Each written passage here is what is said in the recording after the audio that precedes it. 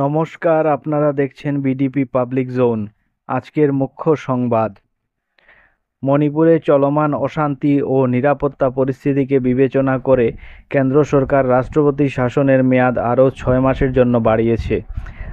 রাজ্যে আইন শৃঙ্খলার পরিস্থিতি স্বাভাবিক না হওয়া এবং শান্তি প্রতিষ্ঠার প্রচেষ্টা অব্যাহত থাকার কারণে এই পদক্ষেপ নেওয়া হয়েছে। এর আগে মণিপুরে ক্রমাগত সহিংসতা ও জাতিগত উত্তেজনার পরিবেশ সৃষ্টি হয়েছিল, যার ফলে রাজ্য সরকার কার্যকরভাবে কাজ করতে পারছিল না। রাষ্ট্রপতি শাসন বাড়ানোর এখন প্রশাসনিক কাজকর্ম সরাসরি কেন্দ্র সরকারের তত্ত্বাবধানে পরিচালিত হবে। মুম্বাইয়ে টানা ভারী বর্ষণের কারণে বহু এলাকায় জলজট এবং ভূমিধসের ঘটনা ঘটেছে, যেখানে 2 জনের মৃত্যু হয়েছে এবং আরও 2 জন আহত হয়েছেন।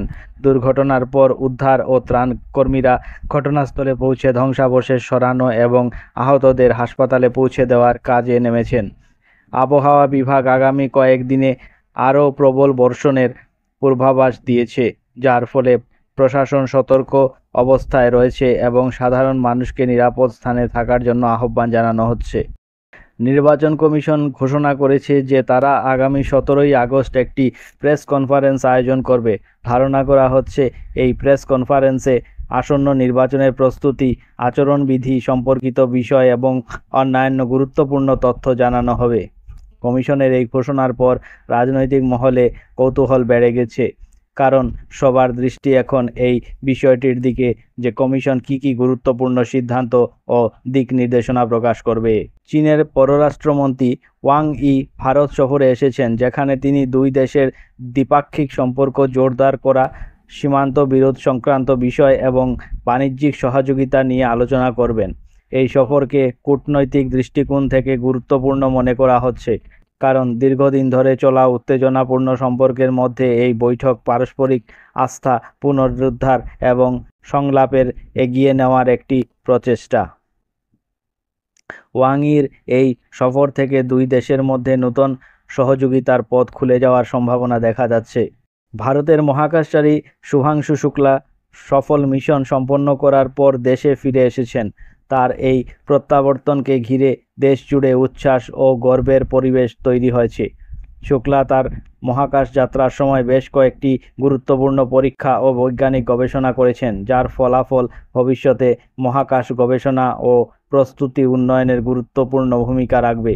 তার নিরাপদ প্রত্যাবর্তনের বিজ্ঞানী মহল এবং সাধারণ নাগরিকরা তাকে শুভেচ্ছা জানিয়েছেন এবং এই মিশনকে ভারতের মহাকাশ অভিযাত্রার এক বড় অর্জন হিসাবে দেখা যাচ্ছে। সরকার ইঙ্গিত দিয়েছে যে তারা আগামী সময়ে জিএসটি সংস্কার নিয়ে গুরুত্বের সঙ্গে কাজ করতে প্রস্তুত। এই সংস্কারের মূল উদ্দেশ্য হল কর ব্যবস্থাকে আরও সহজ, স্বচ্ছ এবং সাধারণ মানুষ ও ব্যবসায়ীদের জন্য সুবিধাজনক করে তোলা। বিশেষজ্ঞদের মতে জিএসটি হারের যৌক্তিক পরিবর্তন, রাজস্ব আদায় বাড়ানো এবং অনুবর্তন প্রক্রিয়া সহজ করার উপর গুরুত্ব দেওয়া হতে পারে। সরকারের এই মনোভাবকে দেশের অর্থনৈতিক গতি বাড়ানো এবং বিনিয়োগের পরিবেশ উন্নত করার দিকে একটি গুরুত্বপূর্ণ পদক্ষেপ হিসাবে ধরা হচ্ছে। বলিউডের বহুল প্রতীক্ষিত ছবি ওয়ার 2 মুক্তির সাথেই বক্স অফিসে দারুণ সাফল্য অর্জন করেছে। দর্শকদের অসাধারণ সাড়া এবং প্রথম কয়েকদিনের রেকর্ড ভাঙা আয়ের ফলে ছবিটি সুপারহিট হয়ে উঠেছে। হাই অকটেন অ্যাকশন, শক্তিশালী তারকা বাহিনী এবং চমৎকার পরিচালনার কারণে এই ছবি শুধু তরুণদেরই নয়, বরং সব বয়সের দর্শকদের আকৃষ্ট করছে। ট্রেড বিশেষজ্ঞদের মতে ওয়ার 2 আগামী সপ্তাহগুলোতে আরও বড় অঙ্কের ব্যবসা করতে পারে এবং বছরের সবচেয়ে বড় ব্লকবাস্টার ছবির মাধ্যমে জায়গা করে নিতে পারবে। খবর আজকের মতো এখানেই শেষ হলো।